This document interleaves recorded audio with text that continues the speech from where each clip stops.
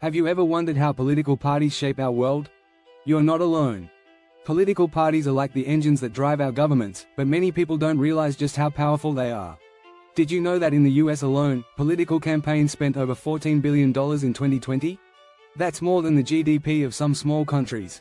Political parties can trace their origins back to the late 17th century. They've come a long way since then. Today, they control the legislative agendas, influence the media, and spend billions on campaigns. They even decide who gets appointed to key government positions. But their influence doesn't stop there. In this video, we'll uncover the secrets behind political parties. From their origins to their financial power, and from their media strategies to what voters really think. You'll get a deep dive into the tactics they use to sway public opinion and control the government. Curious about how parties manipulate media or where all that campaign money comes from? Wonder why voters feel disillusioned or fiercely loyal? Stick around. We're about to reveal all this and more. Get ready to see political parties in a whole new light. Chapter 1: Unmasking the Origins, the Birth of Political Parties. Did you know that political parties didn't always exist? It's true. The very first political factions began to form during the late 17th century in Britain. Before that, governments were mostly a mishmash of various interest groups. It was the Whig and Tory parties that first showed us a new way to organize political beliefs into clear groups. The idea quickly spread to other countries, including the United States. Here, the Founding Fathers were initially against the idea of parties. They believed such factions would lead to division and partisanship. George Washington famously warned against the baneful effects of the spirit of party in his farewell address. Despite these warnings, the US saw its first parties, the Federalists and the Democratic Republicans, take shape in the 1790s. These parties arose from a fundamental disagreement on how much power the federal government should have. The Federalists, led by Alexander Hamilton, favored a strong central government, while the Democratic Republicans, led by Thomas Jefferson, championed states' rights. This evolution shows that political parties are born from a need to manage differing opinions within a political structure. They organize and simplify complex political landscapes, making it easier for citizens to understand where they fit in. Interestingly, every major nation today has developed some form of political party system. Chapter 2: Behind the Ballots, What Parties Really Stand For. Moving from their origins to what they stand for today, political parties often align themselves along the spectrum from left to right. But what does that really mean?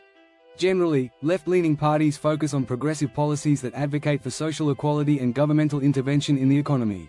Right-leaning parties, on the other hand, promote conservative values, personal responsibility, and free market policies. For example, in the US, the Democratic Party is typically seen as more progressive, supporting universal healthcare and environmental regulations. The Republican Party tends to resist expansive government roles, prioritizing tax cuts and business freedoms. However, it's not just big issues that define a party. Smaller, yet equally passionate subjects, like net neutrality or agricultural subsidies, also draw clear lines in the sand. Parties craft detailed platforms that outline their stances on hundreds of issues, which they update every election cycle to reflect changing public opinions and new challenges. One fascinating aspect is how these platforms are crafted. Did you know that in some countries, party platforms are decided through direct votes by party members? This democratic approach ensures that the party's stance on various issues truly reflects the views of its members. Understanding these platforms can really help voters make informed decisions at the polls. After all, knowing what a party stands for is the first step in recognizing which candidates best represent your own views and values. By exploring the origins and ideologies of political parties, we can better appreciate their role in shaping our societies. It's more than just politics, it's a reflection of who we are and what we believe in. If this piqued your interest, stick around as we delve deeper into how these parties operate within governments in our next chapters.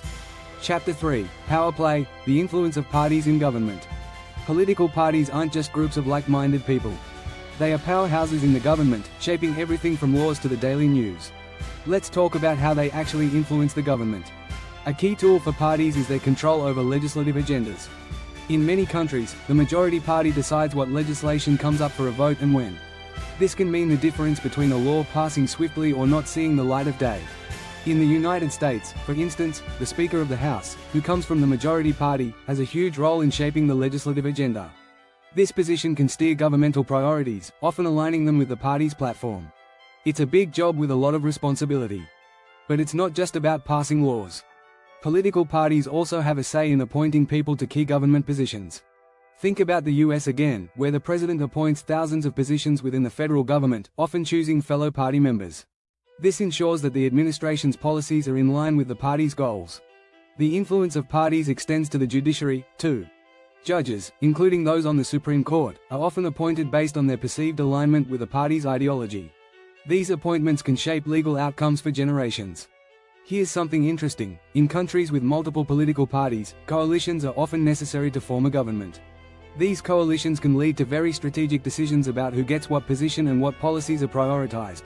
It's a fascinating dance of give and take. Chapter 4: Echo Chambers, Media and Party Politics. Have you ever wondered how political parties use the media to influence public opinion? It's quite a strategy. Parties have mastered the art of media messaging to sway voters and shape public perception. They use catchy slogans, compelling advertisements, and even social media campaigns to get their message across. Consider the role of televised debates. These events are not just about candidates laying out their policies. They are carefully choreographed performances designed to highlight a party's strengths and appeal to as broad an audience as possible. Every gesture and word choice is often meticulously planned. And then there's the role of news outlets. Some are known to support particular political parties. This relationship can influence how stories are reported and which topics receive the most attention. It's not uncommon for a party to have preferred media outlets that are more sympathetic to their cause. The digital age has brought social media into the mix, adding a whole new layer to the strategy. Political parties now have teams dedicated to crafting messages for platforms like Twitter and Facebook. They use data analytics to tailor these messages to specific groups, maximizing their impact. One more thing: negative campaigning is another media strategy used by parties. While it can be controversial, it's effective. Parties often highlight the flaws of their opponents rather than their own strengths. This tactic can shift voter opinions significantly, especially in close races.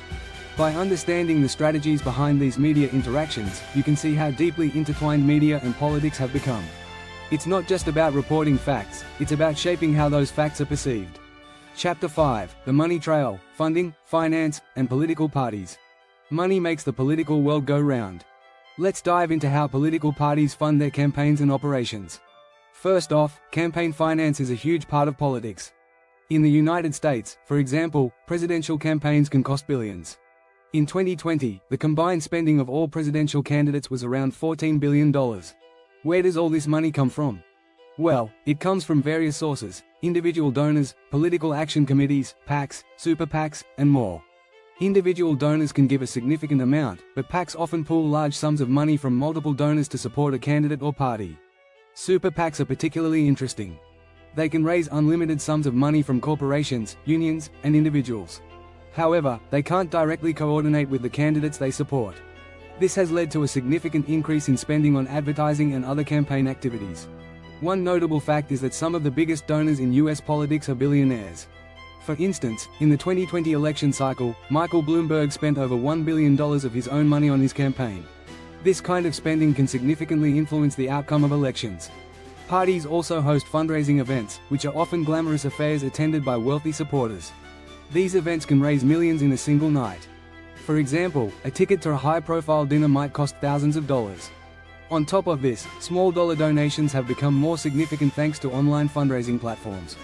Bernie Sanders' 2020 campaign, for instance, was notable for its reliance on small donations from a large number of supporters. Government funding is another source, though it's more common in other countries. Some nations provide public funds to political parties based on their performance in previous elections. This can help level the playing field, though it also sparks debates about taxpayer money being used for political purposes. Understanding the money trail in politics is crucial because it reveals who might have influence over politicians. Campaign finance laws aim to create transparency, but there's always a debate about their effectiveness. As the saying goes, follow the money. Chapter 6: Voices from the Ground, What Voters Think About Political Parties.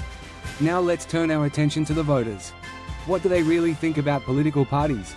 Surveys and studies show some fascinating insights. According to a Pew Research Center survey, about 62% of Americans feel that political parties do a poor job representing the public. This sentiment isn't unique to the US, it's seen in many democracies. One interesting fact is that younger voters tend to be more skeptical of traditional parties. Millennials and Gen Z often feel that neither major party represents their views. This has led to a rise in independent and third-party candidates, though these candidates face significant challenges in gaining traction.